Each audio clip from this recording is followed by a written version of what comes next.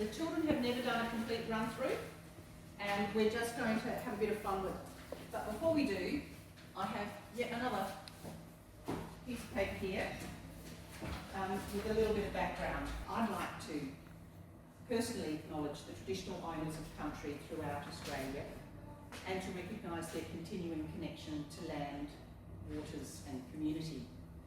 I pay my respects to them and their cultures and to elders, past, present and future, and sincerely thank them, and I really mean sincerely thank them for sharing their time and knowledge with me in the development of the Waterways project, which has been an ongoing project over the last 4 years. I'd really like to thank Anna, but she's not here, she's out the back, she's busy with a customer.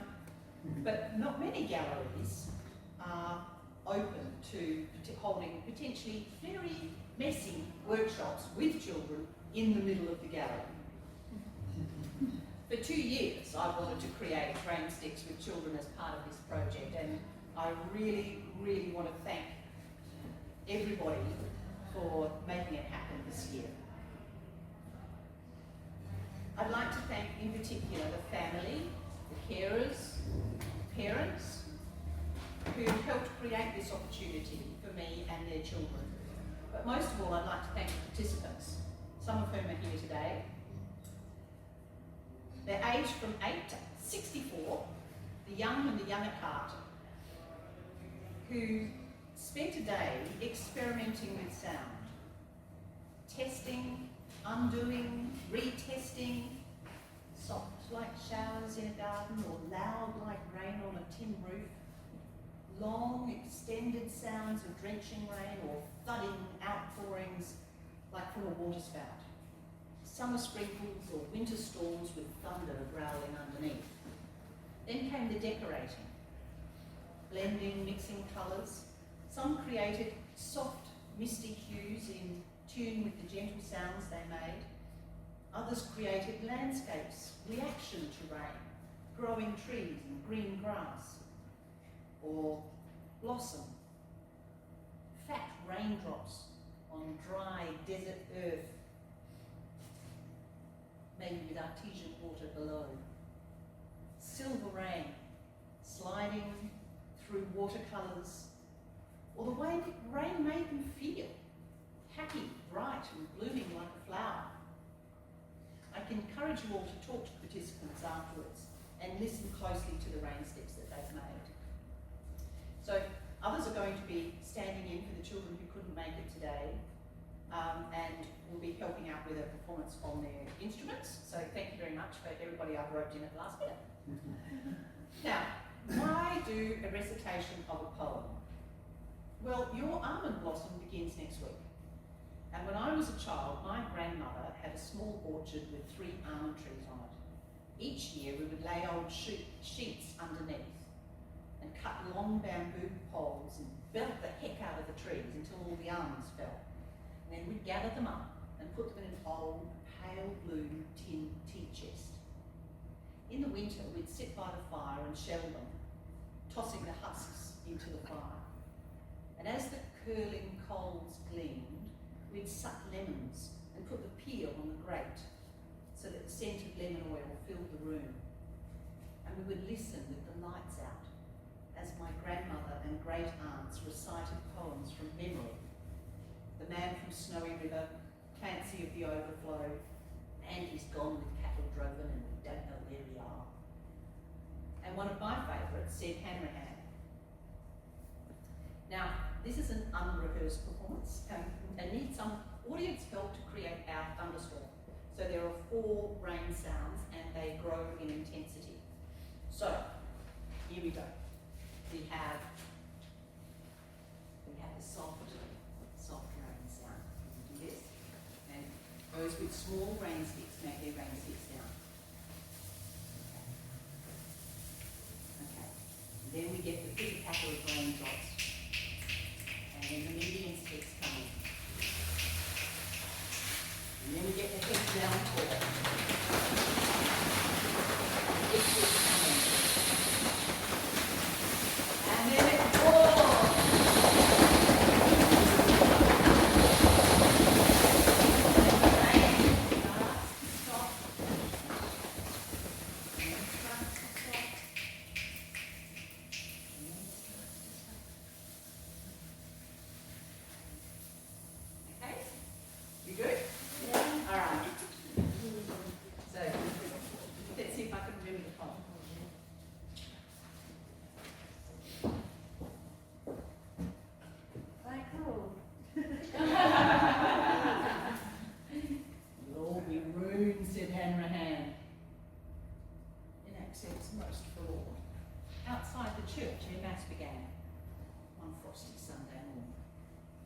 congregation stood about, coat collars to their ears, and talked of stock and crops and drought, as it had done for years. "It's looking crook," said Daniel Croak. "Bedad, it's crook, me lads, for never since the banks went broke if season's been so bad." "It's dry, all right," said young O'Neill, with which astute remark he squatted on his heel and chewed a piece of bark. And so around the chorus ran, "It's keeping dry, no doubt." "Ruined," said Hanrahan, "for the year is out. The crops are done. You'll have your work to save one bag of grain. From here way out to Backaburt, they're crying out for rain. They're singing out for rain," he said, "and all the tanks are dry." The congregation scratched its head and gazed around the sky. "There won't be grass in any case enough to feed an ass." "There's not a blade on Casey's place as I came down to Mass."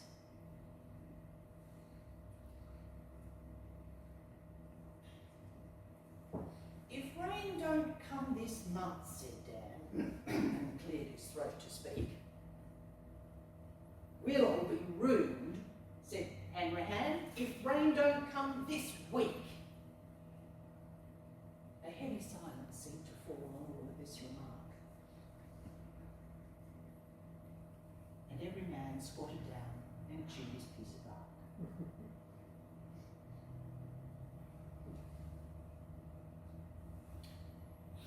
"We need an inch of rain," we do, O'Neill observed at last.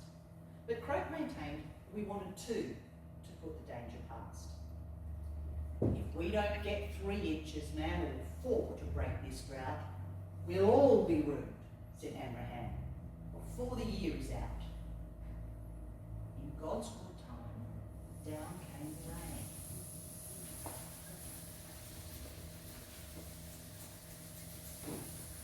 All the afternoon,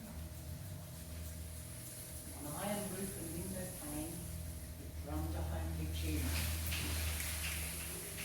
And through the night, it puffed still, and lights and bad smells on dripping spout and window sill kept talking to themselves. "It melted, melted all night long, and singing at it through. So then we passed the bucket all the way out to the back of the bird, and every creek had a bubble ran. And down, still over the top. You're rude," said Hanrahan, "if this rain doesn't stop."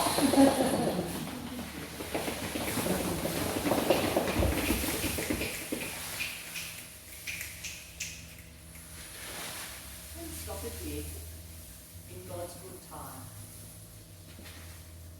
And spring came in to fold a mantle on a hill sublime of green and pink and gold. And days went by on dancing feet with harvest hopes immense. And laughing eyes beheld the wheat nodding o'er the fence. And the smiles on every face as happy lad and lass threw grass knee-deep on Casey's place went riding down to Mass. While round the church, in clothes genteel, discoursed the men of mark, and each man squatted on his heel and chewed a piece of bark. "There'll be bushfires for sure, me man." "There will, without a doubt." "We'll all be ruined," said Hanrahan, "before the year is out."